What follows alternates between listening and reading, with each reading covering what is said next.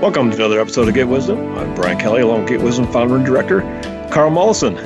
This week's episode, creator's perspective on James Bond and Spycraft.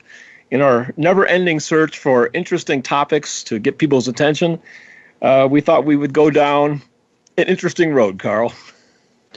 Well, I hope it's interesting. I'm not sure the current generation knows who we're talking about, but we'll find out maybe. I think so. I'm pretty sure the young generation certainly knows of James Bond. It appeals to pretty much all generations for the most part, and they keep coming out with new Bond movies all the time. So it's a tried and true storyline for sure. But one that I think is, frankly, I was surprised that creator seemed more sympathetic to this character than I thought. Well, it's been used as a vehicle for divine work, interestingly enough, and to my surprise as well. So, wow, let's get on with it then. All right. U.S. creator James Bond is a fictional character created by Ian Fleming and the hero of numerous books and movies. The Bond character is hugely popular with a cult following that spans decades, appealing to all generations. Yet, in spite of all the hoopla, Bond comes across as an extreme loner that most would not want to call a friend. Self-absorbed, here today, gone tomorrow. As likely to seduce your wife as show up for a golf date on time. Yet he is portrayed as some kind of role model. Why is such a rogue an appealing and entertaining character? Women and their bad boys. And, yes. That's what I think of, Well, I'm right there with you, Carl. Well, let's see what creator says. And also, being worldly and accomplished and having the strength, to be super macho and stand up against adversaries with aplomb. Yes, exactly. Cool, calm, collected. All right. Yep. Well, this is what creator says. This character has appeal to human because everyone likes to be a winner. Everyone wants to see themselves as a hero. Everyone wants to be strong and capable of facing great challenges and winning the day in spite of all odds. So that is the basic appeal in reading stories of the heroic, the great warriors, the great champions who work hard and train and prevail against all odds against their opponent. This is not to say everyone will be willing to do the work it might take to reach those lofty heights of prowess and achievement. And certainly not all are equally adept, equally brilliant, equally athletic, equally resourceful. But this too is linked to why stories about such heroes are necessary, because they satisfy the inner yearning to have a taste of what it is like, if only vicariously, in reading a tale about such a figure. And that is the essence of all entertainment. It allows a melding of conscious focus with the doings of another and will absorb the mind in the screenplay or other narrative and at least provide a taste of what it might be like to walk in the shoes of someone capable of heroic feats. Even though the Bond character was involved in very human-level activities and interchanges that were sometimes violent, as well as involving some chicanery, that is the circumstance of Earthplane that makes such narratives not only possible, but somewhat appealing. It is not the life path of a light being, but light beings share the same desire for excellence, the same ambition, and inner drive to reach for acts of greatness, but done for the sheer exhilaration. Not done to satisfy the ego by elevating the self over others, but simply wanting to push the boundaries, test the waters, to see what might be possible.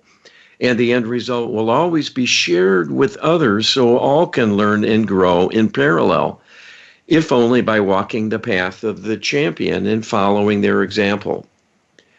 The idea of achieving excellence is universal and has great value. For that is part of the life plan intended by Creator, for all to have a unique starting point, given a unique soul makeup, and then let loose to see what they can make of it. While humans might end up competing with one another with various schemes that will eliminate many along the way to win out over the lesser lights and lead to an ultimate champion who will enjoy the goal of winner take all, the light beings, in a sense, compete with one another, but in parallel fashion, each with their own enterprise and each with somewhat unique goals, perspectives, and wherewithal. Given that no two people are alike, there is no premium in matching or outdoing another when it is unlikely they only win out, so to speak, because of a natural endowment they enjoy but others have in lesser measure. That is not winning. That is simply being different and confers no greater recognition or reward because those who do not match the same performance would outdo that being in another arena, another project that is a better match for their soul makeup and potentials. So in a sense, this is the ultimate expression of diversity, achieving a kind of equality where differences are assumed, in which case they lose their significance, and what matters is that people are using their abilities to best advantage and are diligent, resourceful, and committed to learning and growth and contributing to progress with a willingness to share, take turns if need be, and help one another at times, even if it delays one's personal agenda. That is a divine way of living and expressing soul growth in the highest and best way. You will not see an Olympic competitor miss a starting time of a match in competition because they stopped to help a little old lady who needed someone to give her assistance. But such things happen all the time with light beings. Although there are not similar competitions, in a sense, everyone is in earnest, wanting to get somewhere with many goals in mind and a fervent desire to advance. So it is always a sacrifice, in a sense, to stop what one is doing to help another. But yet it is routine and always a loving gesture of cooperation, which is exalted and shows one of the differences between the light being and the physical human in their priorities. Well, Creator took this opportunity to really expound on the pursuit of excellence and informs us that that pursuit continues as light beings. On Earth, it's a little more, physical, I guess, because of the nature of the planet. But again, this is kind of in keeping with the sympathy towards this character. I thought this was a really interesting response. I really love where he says, "You will not see an Olympic competitor miss a starting time." I laughed out loud when I read that. Yes. Well, this is taking the broad view, and you're right. I mean, Creator didn't just jump in and start pointing out all the defects and deficiencies of serving violence, serving narrow state interests or corporate interests or whatever, and the morality and ethics. We'll get to that because that is an important aspect of the story. But there's no less detail and time and attention spent on the good qualities of striving for excellence and wanting to do good and wanting to be accomplished and make something important happen with your life and your energy. I mean, that's a universal thing as it turns out. So it's nice to know we're not just going to go and sit in a cloud and play a harp or something and and get bored because we've got no challenges to but if you don't know how to play a harp, it might be quite the challenge, though, Carl. Well, hey. U.S. Creator, was Fleming at all divinely inspired to create the character of James Bond? And if so, why? If not, where did his inspiration principally come from? Yeah, well, I like this question. It's a pretty bold question. I would not have asked this one, but because I'm Mr. Nice Guy and not war-oriented. But here's what Creator says. His was a good example of a human-divine partnership. We talk about this quite a lot because it is an ideal for each human to have a partnership with the divine. And this is for many reasons, but largely to help the human get the most of their life experience, to learn and grow under difficult circumstances, but also to have not only inner resources, but divine assistance at the ready and callable whenever needed. This gives the believer a tremendous advantage, but that is only as it should be, given they have greater knowledge and a higher perspective. That is no different than having a larger frame and more developed muscles in an athletic competition. Those better equipped will win out. It is that simple. So in this case, we have an author writing about a very human level character and perspective, often involved in questionable activities, and even though on a preferred side of the competition in terms of national origin, many times there were quite violent, although dramatic, turns of events that were a major focus of the works of fiction and drew great followings because of the exciting themes, even though they were to us unsavory. But that does not mean we have no voice and nothing to say in such an enterprise. When invited, we can always add something, and it might end up being a quite important aspect that otherwise would be lacking and the work would suffer. In this case, the creativity of the author was such that there was an intuitive outreach and a desire to have a higher goal in mind for the work. And that was just enough of an invitation for us to weigh in and help to keep things in a better balance, at least, so that there were clear demarcations of why the side that Bond was on needed to be the winner. And on display were not the crudest of brute force tactics and the excess often utilized through military solutions. His contributions were done through intelligence, resourcefulness, a proactive exploration, taking great personal risks to gather intelligence, and help to formulate and often execute a solution that ended up avoiding a more drastic outcome, often preventing the need for war. Even though the plot involved subterfuge, deception, and sometimes violence and lethal force, there was a greater good in the end, and this balanced things out in terms of the bigger picture. One always is working within a context. You are not light beings at the moment, but physical humans in a material world that is enveloped in evil and orchestrated through evil means to corrupt you and misdirect everything that happens to worsen it and cause suffering. To even take part is putting the self at risk personally of incurring severe karmic penalties. So for us to weigh in and help to moderate the plot line of even a fictional work, the fact it touches on the human dilemma and scenarios that are actually plausible can be used as teachable moments to enlighten people about how to obtain a lesser evil, and to us was worth doing in supporting these writings. We are not responsible for the ideas and the form of the subject matter, but played a key role in moderating the details in a way that raises it up, at least, to be a service in some way, not always present in fictional writings from this same genre.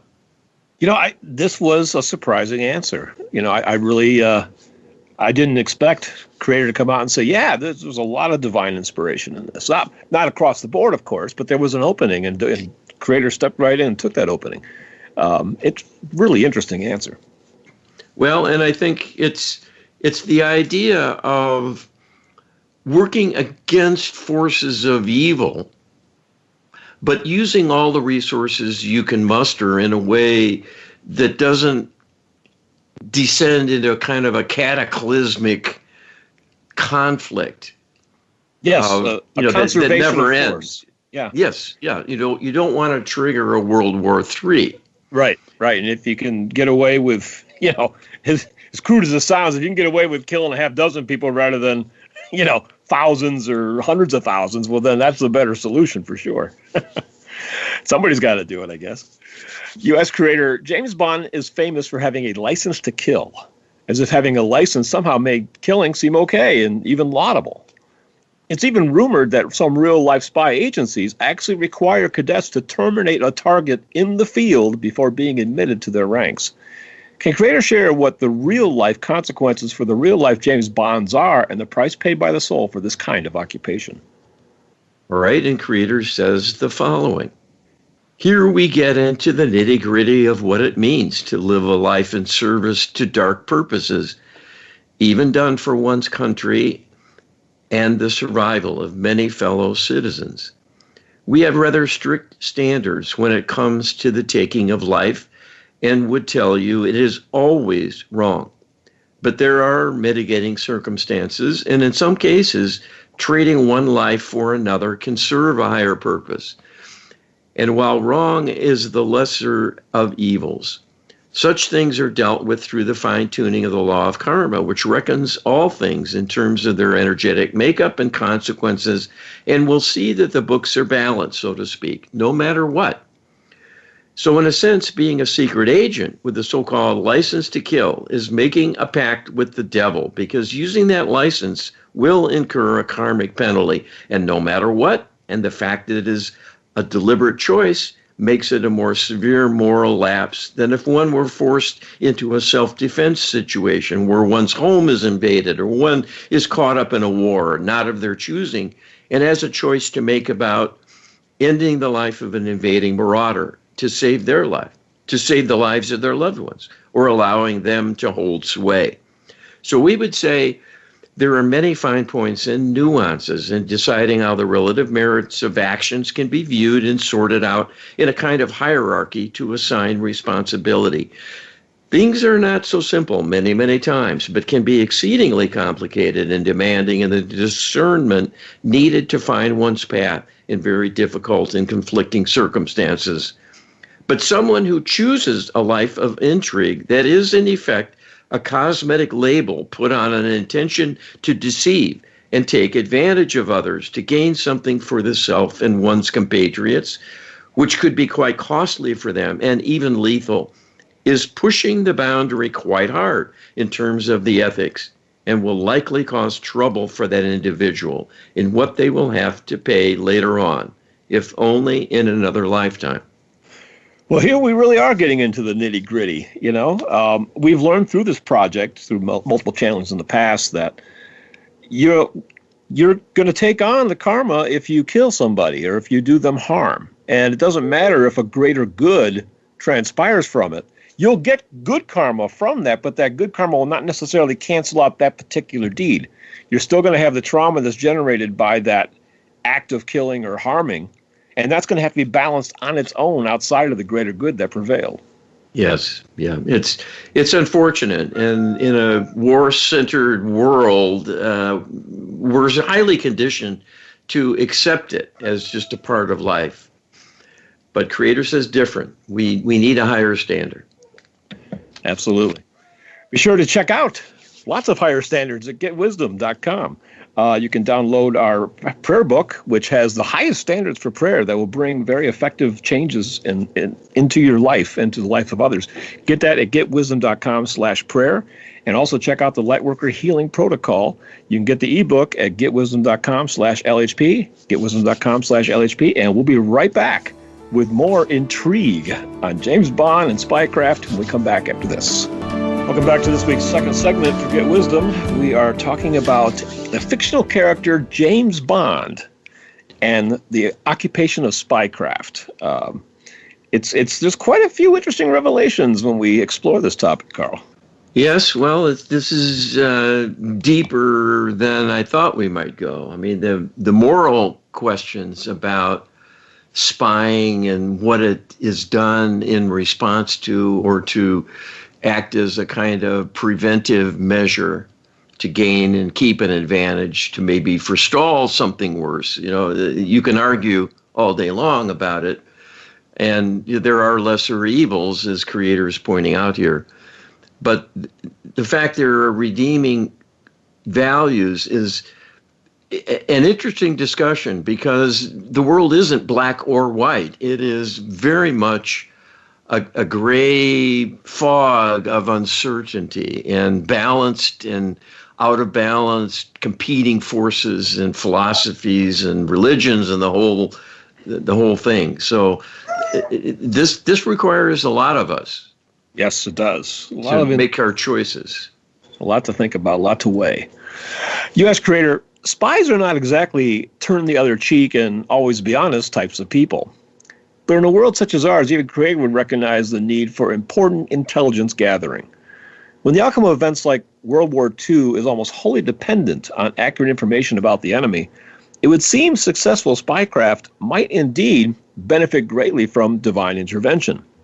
Is this a case where the divine may be responding to the needs of the greater good, while not forgiving any harm inflicted on others by the supported spy in question? In other words, are there negative consequences for the individual spy, even if a greater good is being served? All right, and this is what Creator answered in response. This question encapsulates the dilemma quite nicely, that even when for the greater good and being opposed by an enemy who would do the same or worse to you, and to do nothing ensures your suffering, although a noble aim, causing harm through choice always has a karmic liability. This will be sorted out amongst the mitigating factors, but the broad lesson of karma in this kind of analysis points to the need to make things much better than when there is a necessity to indulge in violence as a solution. What this scenario points to is an overarching need for great healing, to raise up all involved so that no party would see such activities to be thinkable, let alone something that represents a desirable career and a badge of honor to be a part of. The workings of human government and their politics and the cultural pressures and presumptions and prejudices often conspire through corruption to provide many triggers for conflict and acts of war to take place. This has happened over and over during history and always is a great liability for all involved. No matter how it is logged in the history books as perhaps a great victory and a turning point that allows many to celebrate, there are always other sides to the story that are unseen, and these are the karmic consequences. One aspect of this struggle is any victory will be short-lived, because before you know it, there will be a series of events to get another war going, and in that context, the prior victory begins to lose its meaning because it did not really lead to long-term peace, but only was buying time to enable more war to come about, more suffering, and more death. This is not a catalog of greatness on display, but a kind of depravity that humans are dragged into. It is all orchestrated to happen by the interlopers, but far too many people are vulnerable to the manipulation of corruption and corrupted thinking to see using force, even in a clever fashion that is subtle and applied with pinpoint precision to take out an opposing secret agent, for example, to hamper the enemy's ability to gather intelligence and therefore win the day, still involves wrongdoing. So those who take part are in fact putting their souls at risk, and there will be consequences for them, and the law of karma will demand a repayment. Such individuals who are heroes for their clandestine service may well have a lifetime where they die young or are a victim themselves, causing great loss and great suffering, and this they will have set in motion for themselves through their actions. What this illustrates is the sheer folly of the entire enterprise. And this is why such things need to be truly thought through with a coming together of differing factions to discuss their differences and work out a compromise to avoid combat at all costs. That is yet to happen for any length of time, and unfortunately, too few have the wisdom of this knowledge weighing in on their decisions. Well, that last sentence suggests that if you're going to take career advice from Creator, you'd probably want to pursue diplomacy rather than spycraft. Well, yes, and but diplomacy as well is often a tool of the warmongering state. Oh, yes. And they use that as a deception to buy time till they build up their armaments and get them positioned, and then they launch a war. Yep. So it's hard to be involved in any kind of power structure and get away with clean hands in the end. Unfortunately. Yes, unfortunately, that is true. U.S. creator, because of the importance of good intelligence in administering a nation in a dangerous and often hostile world, is the occupation of spy a good candidate for a sacrificial mission life, where a soul goes in knowing that negative karma will almost certainly accrue, but does so anyway because the needs of the many outweigh the cost to the volunteer soul? All right, and Creator reveals this, in fact, is done all the time. It is quite routine for the light worker to take on the challenge of being human, knowing they will not be able to avoid such consequences when putting themselves into a society that believes in having a large standing army and other military apparatus, and perhaps even a draft system, so they will almost surely be required to serve in the military as a youth. This is a sacrifice light workers make, knowing the odds they will get tarnished by karmic misdeeds of all kinds because they are growing up in a faulty culture and will not have the discernment they had as a light being, but more starting from scratch, and will be heavily influenced by corrupted leadership, poor examples to follow, and a very low level of cultural sophistication in terms of ethics and morality. This is understood by Creator, but the law of karma will nonetheless evaluate everything dispassionately. So these are lives of sacrifice by definition, because they will incur not only risk to the soul and much suffering as a physical human, but a karmic penalty in the bargain. That is a heavy price to pay for attempting to save and heal humanity. But it shows the goal must be highly beneficial and worth the cost, or no one would do it. Keep in mind that everything is healable, because all are soul-based beings. They are immortal. So even an act of murder is not a permanent demise, but a temporary disruption in ongoing pursuits for the victim. That changes things quite a lot. That does not forgive the offense, if such is the case in being a deliberate act, but it is a softening of the blow in terms of the meaning and consequences. So the karmic woundings accrued are more likely to be balanced out in a manageable way, more than one might think. You know, I'm constantly reminded that Creator oftentimes looks ahead to subsequent questions and provides a little clue about what's coming next. I think Creator did that here with the last paragraph, leading it off with, keep in mind that everything is healable. That literally anticipates the next question, which is, assuming the rules of karma apply to those carrying out a sacrificial mission life just as much as anyone, if we as humans wish to thank and honor such individuals for their sacrifice, could we do so with the Lightworker Healing Protocol? Does a deep feeling of gratitude for the target enhance the power of the protocol? All right, and Creator tells us both of these things are true. The best way to help someone who has a karmic penalty, and all in actuality have a huge karmic backlog, whether their lives are struggling or they seem to be blessed with a life of ease and leisure and good fortune, those are situational circumstances, but belie the truth of the individual histories.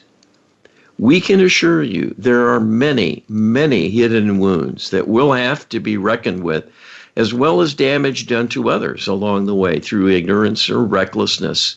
So anything that can be done to assist others to lighten their load is a tremendous blessing.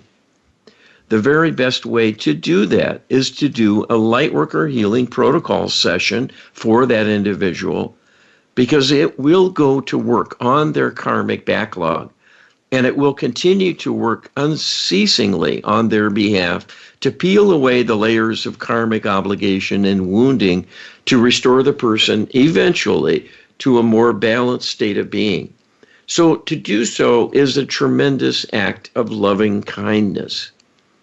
Whenever doing healing, holding a feeling of loving kindness within is the most powerful way to ensure it will be acted on. with the greatest zeal and level of effectiveness by the divine realm. The divine always follows the human intention. When the motive is mixed and perhaps a token effort, maybe even done grudgingly or only for appearance in some cases of offering charity, this detracts from the karmic blessings that otherwise would be earned, because the true intention in the final analysis is more a selfish one than an act of loving kindness. On the other hand, giving a gift of healing for someone who you care about deeply imbues the effort with the intention of that loving kindness you are feeling in the moment. And that will give the greatest power and likelihood of success to the work. And is a good example of all that we have been talking about heretofore, that love will triumph over evil, and loving kindness trumps hostility and hatred in terms of its power to change things. You know, Valentine's Day is coming up. I guess it's Sunday, right? Yes. And you might think that James Bond and Spycraft is a kind of a weird topic to explore with Valentine's Day coming up, but look at the answer that was just given. Essentially, what could be the best Valentine in the world but a gift of the Lightworker Healing Protocol, you know? And you can give that gift to not only people that you admire and love and interact with today on a living basis, but you can actually give this gift to anybody that you admire throughout history, right? They could be dead and gone, but they have a karmic backlog, and you can go to work on that. You can reward that person. You can gift that person. You can thank that person for what they've contributed to civilization, to society, to your growth and betterment. And you can gift them back the gift like Healing Protocol, and that will go to work on their karmic backlog. What greater gift could there possibly be, Carl? Well, it is remarkable. And one of the amazing things about this protocol is that some of its energy is repurposed to help everyone, everywhere, about everything. So it's literally an outreach to solve the problems of history and to elevate all of humanity. And there's so much of this needed. The more protocol sessions that are done, the more humanity is doing something specific to help humanity's survival and future. It can't be done any other way because no other means is powerful enough. There are far too few praying, and the prayers they're making are not to the point that humanity is in danger. They're largely personal. Some are for the greater good when there's, civil strife in a region and that sort of thing. People pray for safety and deliverance and so on. But there isn't enough done for the whole of humanity. And really, this challenge we have of conquering evil through love, this is a big reason for the existence of humanity to begin with. We're not exaggerating. We've been told this directly. Indeed. So this is your chance to add your energy and your love back to the world. I think there's an opportunity here, Carl, in that, the protocol is really just a big prayer. And, pretty much everybody has experience with praying. And frankly, sometimes our prayers have a little more oomph than other times. If you're praying when you're exhausted and falling asleep, it's not quite as effective. And I sometimes think that maybe if you had something that helped kind of boost your own emotional involvement in the prayer, and in this case, the Lightworker Healing Protocol, anything that can help you bring that extra energy, that extra intensity on your own aspect, can not only help the target that you specifically selected for that protocol, but it helps everybody that's part of the protocol, which is everybody, So if you're excited about a historical personage, you've read biographies, you really care about that person and what they've contributed to humanity, if you do a protocol session for them, I'm thinking that might energize the whole protocol session, give it some extra oomph, and help make a difference on a bigger scale. Well, we know that this is so. We've been told it, and this has come out in many different ways. And we have a group of practitioners. We've taught how to use the protocol, and they'll ask questions about working on this or that or the other thing. And is it worth adding this in and having some extra work done for someone as a part of the session that they're doing? And Creator always says yes. Because you care about those particular targets, you're going to be more energized to really make something happen rather than working on some nebulous, nameless, faceless aggregate. And maybe you've got your own issues going on and you're just kind of walking through it, doing the motions and so on. It's not going to be as powerful a healing request as when you really care in some way. So that's a beautiful way to focus your love. Find something you really care about, and do a healing outreach on that person or person's behalf. Absolutely. I know personally myself, I have found that some of my most deeply felt protocol sessions were ones where I did them for some of my favorite musicians, that have passed away. And I know, because I checked back, and you've checked with Creator, that I have been instrumental in enabling some rescues to take place with some of the favorite musicians that I've enjoyed over the years. So, you could do that with film stars. You could do that with your own family tree, your grandfather. Have you done a protocol session for your grandfather lately? But there's so much that people can think about in terms of gifting the protocol, which is an act of love. And we're coming up on Valentine's Day. What greater gift than the gift of love, Carl? Oh, I know. And I've had that experience myself in getting feedback. Sometimes I'll ask about a certain individual and their life and so on. And Creator will remind you, well, you did a spirit rescue for that person because they didn't make it to the light.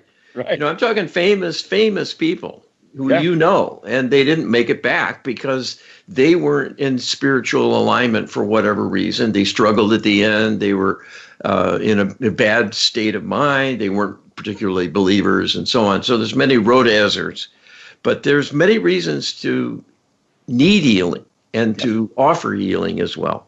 Absolutely. We'll be right back with more Get Wisdom right after this. Welcome back to the final segment of this week's Get Wisdom. We're talking about Creator's perspective on James Bond and Spycraft. And we're just making the point, I think it's an important one, that, spies have been instrumental in preserving democracy, even in this country. That comes with a cost. But one way to thank those individuals who made that karmic sacrifice is like we're creating protocol. I think that's a big message, big takeaway from this episode, Carl. Well, we all have a life purpose, and most people don't know they came down to be a light worker. What? Ooh, me? I've never had the merest inkling or notion to do such a thing. But I guarantee you that was your intention, because no one comes here unless they're wanting to contribute to saving and healing humanity, because we're under siege. So there it is. Saving and healing humanity is essentially the topic of this next question. In the James Bond novels and films, the villains are almost always larger than life and appear more like aliens than humans in terms of intelligence, access to advanced technology, and even especially their evil depravity.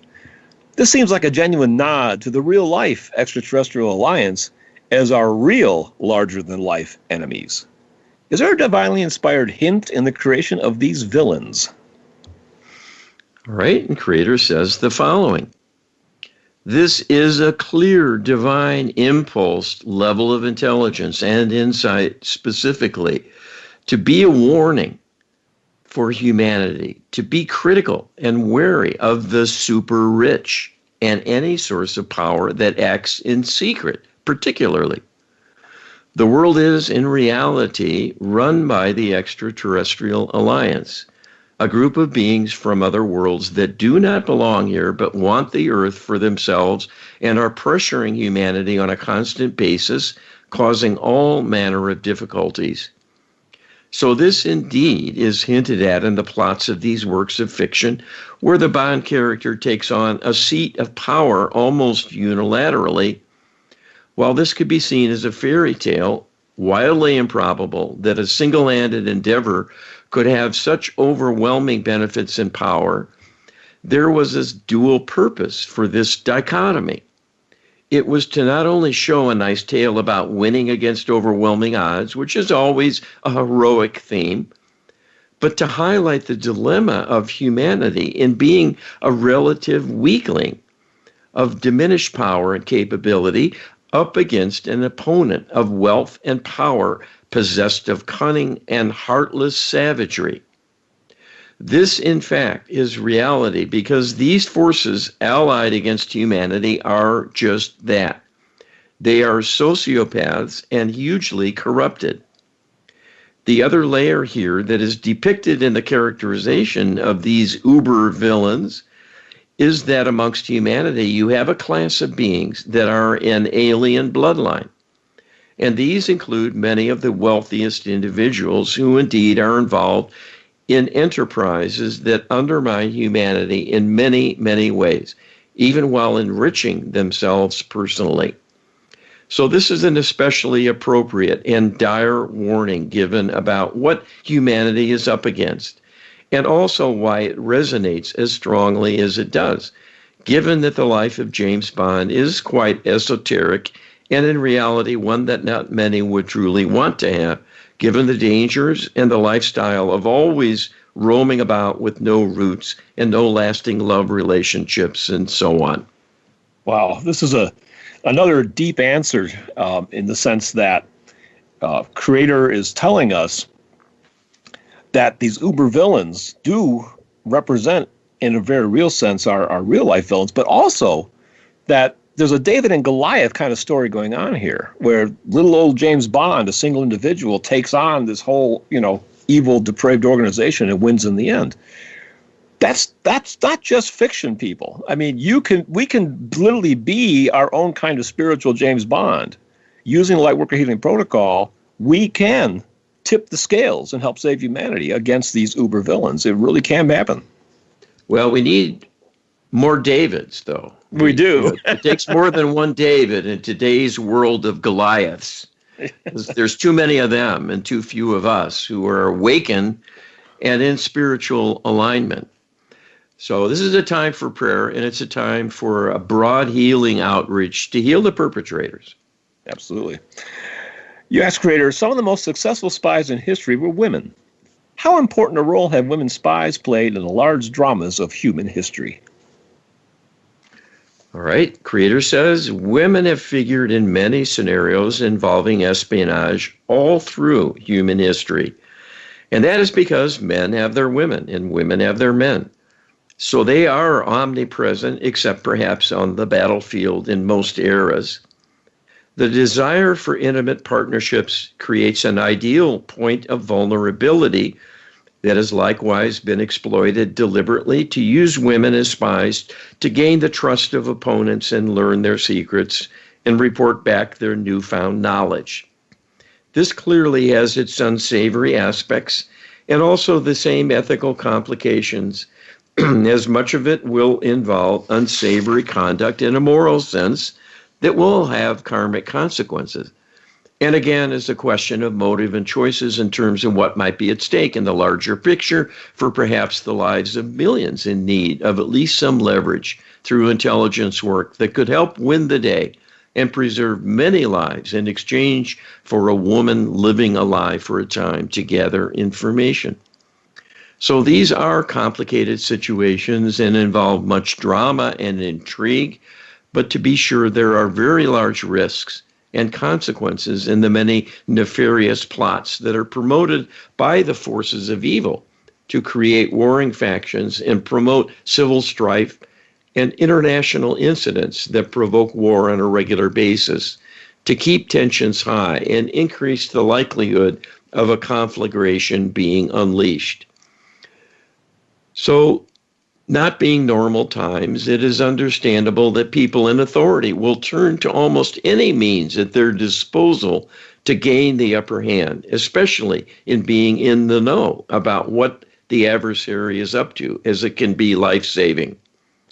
Women have often served in these roles with distinction and, on balance, have contributed greatly to human progress as a result. There are also some who have served the darkness, as is true of men involved in supporting evil intentions. So the discussion is an important one because the world is always hanging in the balance of these competing perspectives and the workings of evil wanting to ramp up passions, increase tensions, and get the next conflagration going, always with the possibility of the next one being the last, if it truly gets out of hand and takes too great a toll to recover. I think the message here is that we're all in this together, women and men, male and female. All of us have a role to play, and it can be as big as you want, essentially. Well, I know that in terms of the mixed blessings here and the blessing side, intelligence was instrumental in ending World War II at a less than globally catastrophic level. The cracking of the German codes that were used by the military to deploy troops and maneuver and strategize and so on was assisted by many women, in fact, as code breakers and analysts. And that was what helped the Allies prevail. Yes. And the same in cracking the Japanese code to let them know where the forces were deployed and so on. So Spycraft has a place when you're dealing with evil. Yes. And there's particular niches where women excel in that category. So I thought that was an interesting thing to explore. Yes. You asked Creator, can Creator share how prayer work and the Lightworker Healing Protocol can both reduce and eventually eliminate the need for spies altogether and heal those who have both overindulged and or accepted problematic consequences as a priceless service to humanity and the divine human project? All right, and Creator tells us, unfortunately, none can feel safe if listening to this with the assumption they have never been a secret agent to their knowledge. All of life consists of moral choices and consequences, and people regularly break rules, overstep boundaries, underutilize their abilities, compromise themselves through acts of selfishness and exploitation, if only in small ways, and on and on. So no one is truly off the hook when it comes to karma. What this means is everyone's life is, in part, very much a healing journey. Many never reach the goal of doing any kind of cleanup or catch-up for prior karmic wounding, but only add more. This just increases the urgency and size of the backlog. In order to truly advance and win the day and help save and heal humanity in a meaningful way, there needs to be a means to accomplish the task at hand. What is needed is healing, not an even bigger war with more secret agents deployed to tune into the enemy and learn their secrets in advance to parry their moves. The Lightworker Healing Protocol is the perfect instrument for this because it addresses all sources of negativity, including the deep karmic interplay that creates liabilities and obligations that will demand a rebalancing via the law of karma and represent a looming obstacle, at least to immediate progress, if not an ultimate block on the possibility of significant advancement. An even more serious and high priority is healing the interlopers who oppose humanity and have hindered you at every turn through all of history. There is much we can do and much we have done to keep you going, but that is not the same as prevailing, driving out the interlopers so they'll leave to regroup and give you a breather, during which you can complete your healing and undergo a glorious ascension and be free to this obstacle and risk for all of time. So we are offering you something better. It is not only in your interest to listen, It is a fork in the road that will stand for all of time to define your soul journey and the progress of your soul. Are you willing to partner with the Almighty in the grandest righting of wrongs in the history of the universe, or are you afraid or indifferent or unbelieving? All we are asking of you is to say yes in the privacy of your own mind and apply yourself to making healing requests similarly that cannot be observed or interfered with or countered or counted against you even by an enemy. That is not too much to ask or expect in exchange for greatness that will come from your achieving victory. It is a choice well worth taking, and we await your answer. Well, this is certainly a big call to action on the part of Creator. And just as Spycraft is essentially a call to action, Creator is engaging in a very profound call to action here.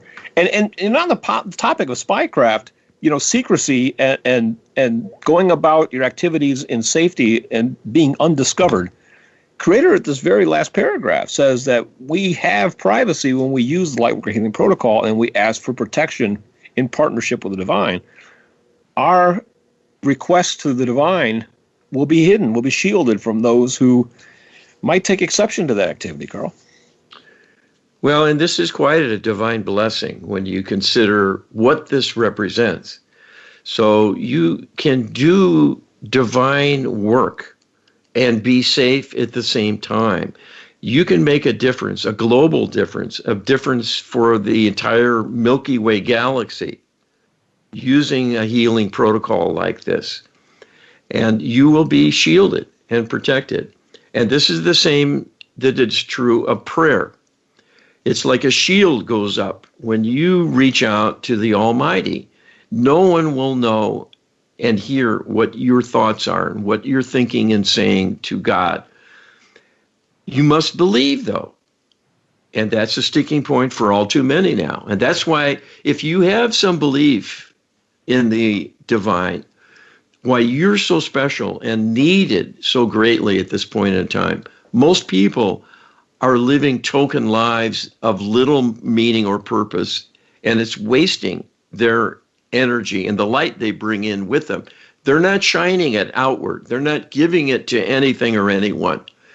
And they're just essentially on the sidelines. Well, and they're going to be losing out. Well, we're here to try to help people get off the sidelines. And if you're listening to this message, check us out at getwisdom.com. There's a ton of information. There's a ton of these shows. We did our 100th show just last week, Carl. So there's no shortage of information for people to get into and to ponder and to begin walking that path and making a difference in this world. We are all out of time again, unfortunately. Happy Valentine's Day, everybody. Much love. All right. Be well.